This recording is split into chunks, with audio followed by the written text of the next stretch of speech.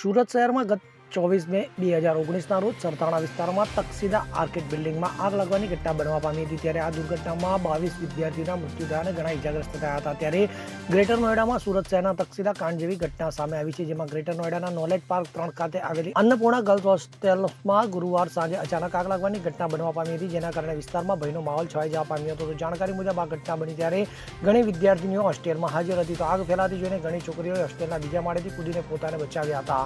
તો આ દરમિયાન બે વિદ્યાર્થીઓ ઉપરના માળે ફસાઈ ગઈ હતી, જેમને સ્થાનિક લોકોએ સીડીની મદદથી બચાવવાનો પ્રયાસ કર્યો હતો। જોકે બચાવ દરમિયાન એક વિદ્યાર્થીનીએ પોતાનું સંતુલન ગુમાવીને નીચે પડી ગઈ હતી। રાહતની વાત એ હતી કે તેને કોઈ ગંભીર ઈજા થઈ ન હતી।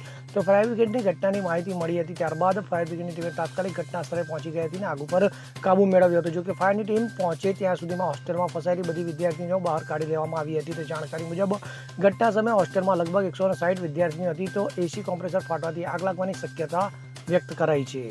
Bureau report CN24 news. હવે જુઓ દેશ દુનિયાની તમામ ખબરો તમારી આંગળીના ટેરવે। ઉઠાવો મોબાઈલ અને Google Play Store પરથી ડાઉનલોડ કરો અમારી CN24 ન્યૂઝ મોબાઈલ એપ।